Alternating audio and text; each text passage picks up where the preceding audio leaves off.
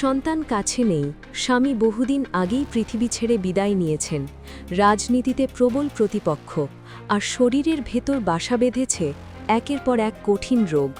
এমন এক সংকটময় মুহূর্তে যখন সবাই নিজের পিঠ বাঁচাতে ব্যস্ত, তখন তিনজন মানুষ, হ্যাঁ মাত্র তিনজন মানুষ, নিজের জীবন, কেরিয়ার এবং পরিবারকে তুচ্ছ করে বেগম খালেদা জিয়ার পাশে পাহাড়ের মতো দাঁড়িয়ে আছেন।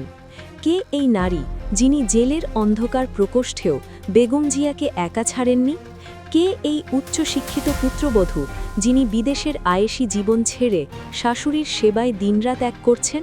আর কেই নামকরা ডাক্তার যিনি রোগীর চিকিৎসা করতে গিয়ে নিজেই আজ আসামি, তবু হুইলচেয়ারের হাতল ছাড়েননি? আজকের ভিডিওতে আমরা জানব রাজনীতির বাইরের এক মানবিক ও অবিশ্বাস্য ত্যাগের গল্প, যা শুনে আপনিও থমকে যেতে বাধ্য হবেন। তাই ভিডিওটি শেষ পর্যন্ত দেখুন। বাংলাদেশের রাজনীতিতে বেগম খালেদা জিয়া এক ধ্রুবতারার নাম, কিন্তু ক্ষমতার শীর্ষ থেকে যখন তিনি চরম দুঃসময়ে পতিত হলেন, তখন তার রক্তের সম্পর্কের আত্মীয়রা অনেকেই পাশে থাকতে পারেননি। নিরাপত্তার অজুহাতে বা রাজনৈতিক চাপে তার একমাত্র জীবিত পুত্র তারেক রহমানও আজ প্রবাসে। ঠিক এই সময়টিতেই পর্দার আড়ালে থাকা কিছু চরিত্র সামনে চলে আসে, যারা রক্তের সম্পর্কেকেও হার মানিয়ে দিয়েছে তাদের বিশ্বস্ততা দিয়ে।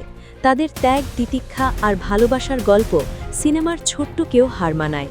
চলুন শুরু করা যাক সেই মানুষটিকে দিয়ে, যিনি নিজের ছোট ছোট সন্তানের মায়া ত্যাগ করে বেগম জিয়ার জন্য স্বেচ্ছায় কারাবরণ করেছিলেন। তিনি আর কেউ নন, গৃহপরিচারিকা ফাতেমা। রাজনীতির মাঠে আমরা অনেক স্লোগান দেখি, অনেক কর্মী দেখি, কিন্তু ফাতেমার মতো একজন নিবেদিত প্রাণ কি আর দ্বিতীয়টি আছে?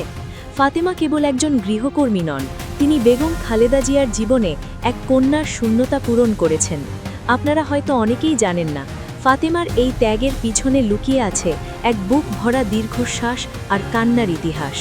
2003 সালে ফাতেমার বিয়ে হয়েছিল গুড়িয়া গ্রামের হারুন লাহিড়ীর সাথে। মেঘনা নদীর চরে কৃষিকাজ করে সুখে কাটছিল তাদের জীবন। কিন্তু 2008 সালে হঠাৎ স্বামী মারা গেলে 2 বছরের শিশু রিফাতকে নিয়ে অথই সাগরে পড়েন ফাতেমা। সন্তানের মুখের দিকে তাকিয়ে তাদের ভবিষ্যতের কথা ভেবে 2009 সালে তিনি ঢাকায় চলে আসেন এবং বেগম জিয়ার বাসভবনে কাজ শুরু করেন। সেই থেকে আজ পর্যন্ত প্রায় 16 বছর ধরে তিনি ছায়ায় মিশে আছেন বিএনপি চেয়ারপারসনের সাথে। ফাতেমার ত্যাগের গভীরতা বুঝতে হলে আমাদের ফিরে তাকাতে হবে 2018 সালে, যখন বেগম জিয়াকে কারাগারে নেওয়া হলো। তখন ফাতেমা এক অবিশ্বাস্য সিদ্ধান্ত নিলেন।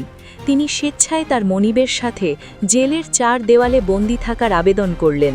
পৃথিবীর ইতিহাসে এমন নজির খুব কমই আছে। নিজের স্বাধীনতা বিসর্জন দিয়ে তিনি বেগম জিয়ার সেবা করেছেন, তবে এই ত্যাগের মূল্য তাকে দিতে হয়েছে চড়া সুদে।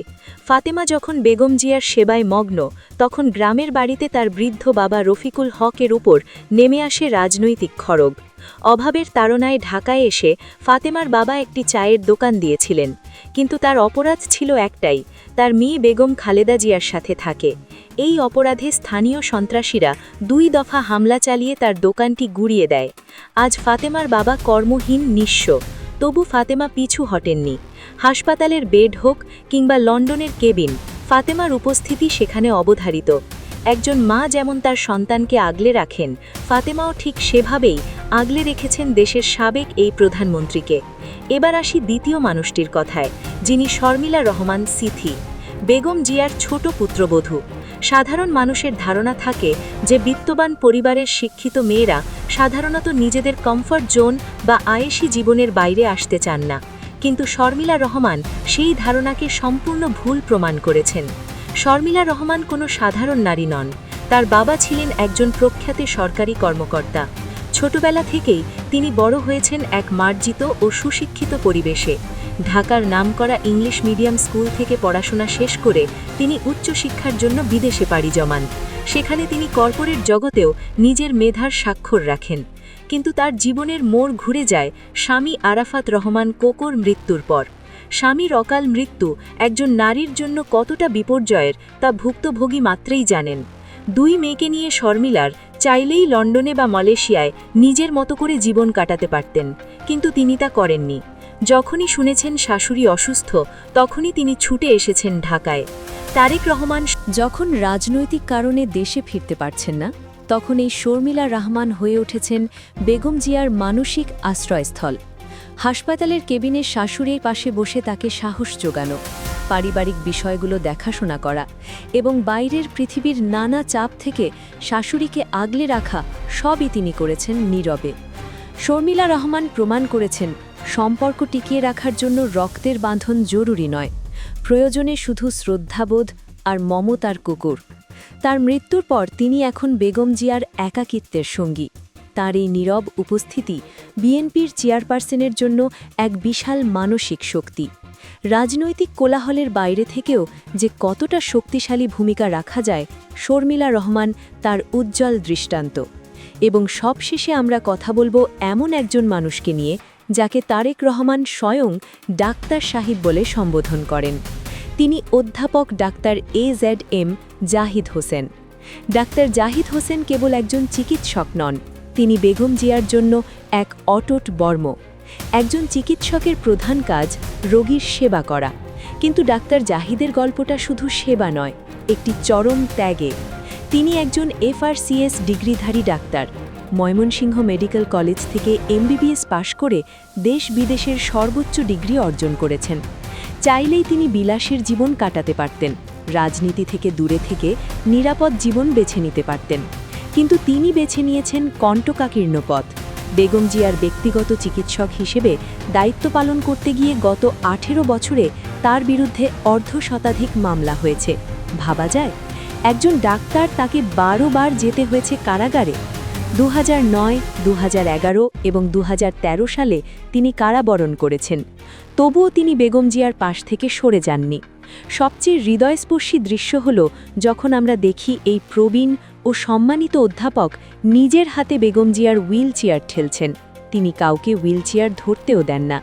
তিনি মনে করেন এটি শুধু তার পেশাগত দায়িত্ব নয়, এটি তার নৈতিক দায়িত্ব।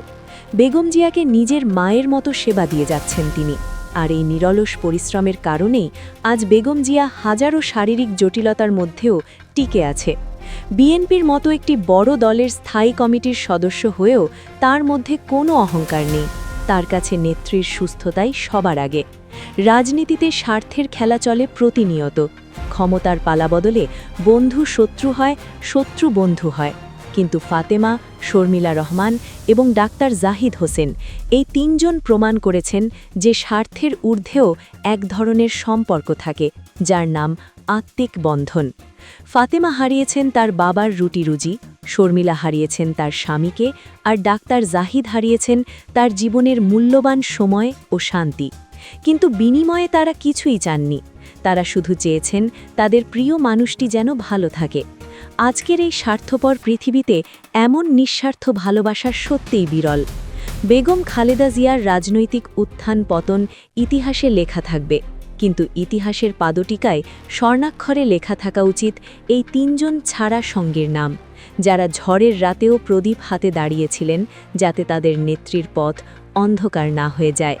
বিশ্লেষণ করলে দেখা যায় এই তিনজনের চরিত্র তিন রকম। ফাতেমা প্রতিনিধিত্ব করেছেন খেটে খাওয়া সাধারণ মানুষের অকৃত্রিম ভালোবাসার। শর্মিলা রহমান প্রতিনিধিত্ব করেছেন শিক্ষিত আধুনিক নারী দায়িত্ববোধের। ডাক্তার জাহিদ প্রতিনিধিত্ব করেছেন পেশাজীবী সমাজের আনুগত্য ও ত্যাগে। এই তিনের সমন্বয়ে বেগম জিয়া আজও লড়াই করে যাচ্ছেন। বন্ধুরা, আজকের এই ভিডিওটি কোনো রাজনৈতিক প্রচারণার জন্য নয়। এই ভিডিওটি তৈরি করা হয়েছে সেসব মানুষের ত্যাগের প্রতি সম্মান জানাতে, যারা লোকচক্ষুর অন্তরালে থেকে নীরবে কাজ করে যান। খালেদা জিয়ার রাজনৈতিক জীবন যেমন আলোচিত, তেমনই আলোচনার কেন্দ্রে রয়েছে তার ব্যক্তিগত জীবনও। অসুস্থতার কঠিন সময়ে যখন চারপাশে অনিশ্চয়তা, তখন কিছু মানুষ আছেন যাদের উছিলায় তিনি এখনও বেঁচে আছেন বলে মনে করেন অনেকেই। সন্তানের থেকেও আপন, সংকটের মুহূর্তে যারা তার হাত ধরে রেখেছেন। কে সেই দুঃসময়ের সঙ্গী? কাঁধের ওপর খালেদা জিয়া সবচেয়ে বেশি ভরসা করেন। এই ভিডিওতে আমরা তুলে ধরেছি অজানা তথ্য, রাজনৈতিক পটভূমি এবং আড়ালের গল্প, যা আপনাকে ভাবিয়ে তুলবে। ভিডিওটি কেমন লাগলো তা আমাদের কমেন্ট করে জানান। ফাতেমা, শর্মিলা রহমান নাকি ডাক্তার জাহিদ, এর কোন ত্যাগ আপনাকে সবচেয়ে বেশি স্পর্শ করেছে? আপনার মতামত আমাদের কাছে খুবই গুরুত্বপূর্ণ। যাবার আগে আপনাদের মনে করিয়ে দিতে চাই, এমন সব বিশ্লেষণধর্মী ও সত্য ঘটনা জানতে খবর রূপান্তর চ্যানেলটি সাবস্ক্রাইব করতে ভুলবেন না। লাইক দিন, শেয়ার করুন এবং আমাদের সঙ্গেই থাকুন। দেখা হবে পরবর্তী ভিডিওতে নতুন কোনো গল্পের সাথে। ততক্ষণ পর্যন্ত ভালো থাকুন, সুস্থ থাকুন। ধন্যবাদ।